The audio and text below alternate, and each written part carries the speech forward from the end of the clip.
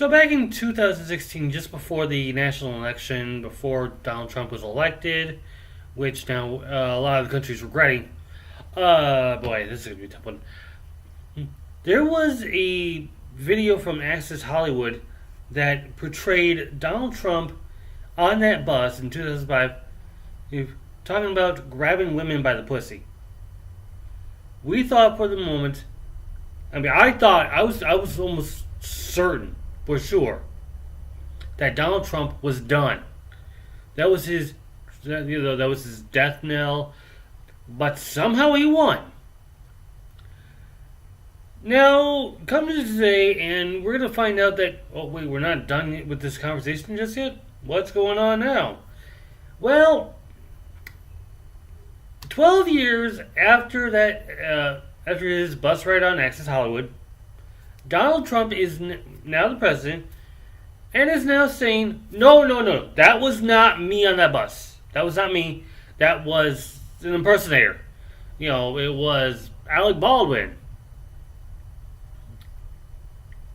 Now I know that Alec Baldwin has been ripping on Donald Trump for his for how he has been the president, but that's just my guess. Your guess, I don't know what Donald Trump is thinking, but right now that's the least of his problems. Donald Trump has no less than 15 women who have accused him of sexual harassment, and now he comes out a year after he won the election, and a year after saying, "Oh, that was just locker room talk. That was, how I was talking to people in the locker room."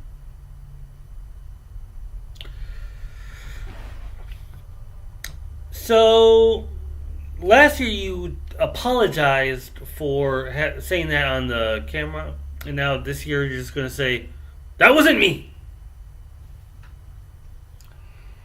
So, are you also going to say that wasn't you who enticed a little girl on an escalator, saying that I want to, maybe we can get together sometime? Or you at Miss Universe pageants looking at women naked? Ooh, look at that one. Or some other accounts of this. Even the woman who was later videotaped, I want to say the Latina, if I want to point it out, has said he was. I don't want to be delicate on this one. He was rude. He was a monster. He was a beast. He was too much for me. I didn't read the actual book, so I'm just taking a guess on what she had to say on that one. However, it's pretty clear on what's going on here.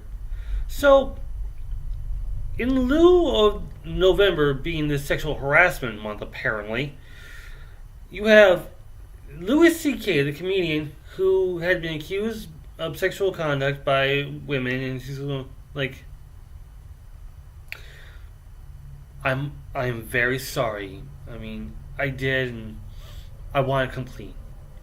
You have Al Franken, Senator Al Franken out of, I believe, Minnesota, coming out and going like after he's been accused of sexual misconduct, going like, I know better. I know better than that. I apologize.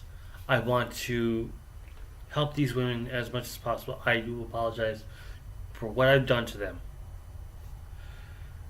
And just today, NBC has cut ties with Matt Lauer, as more women have come out and said that, yeah, Matt Lauer touched me in my ass, got my touched me in the breasts.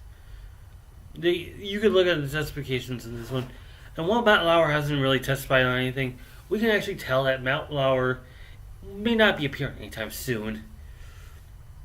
And keep in mind that over the year, we've been seeing more and more women coming out and making some of these popular pundits and government officials facing the music in a sense. I mean, earlier this year, Fox News had cut ties with Bill O'Reilly, and that was a year after they cut ties with now late. Uh, well, you know who I'm talking about. But still, this is just gross. I'm a guy, I'm 34, I'm a virgin, and yet you have people coming out, you have these women coming out and accusing men of sexual assault. Now, I'm not saying that I don't believe them, but the fact that they're coming out in these kind of droves is just bananas. And maybe they're right. Maybe they have been harassed. Maybe they have been raped. But and let's not forget that there's another government official who's trying to become Senate, and like I said last week, that these people were just here for the vote. That the White House wants former Supreme Court Justice Roy Moore to be Senate because they want the votes. They don't care that he's an accused child molester. They want the votes, which is a violation of the Hatch Act. Clearly, we are seeing this as a two-sided coin here. There are people who have been accused and going like, please forgive me. What I did in the past was wrong. I beg of you, just give me another chance. And you have another set of people going like, seriously? That's what you gotta say?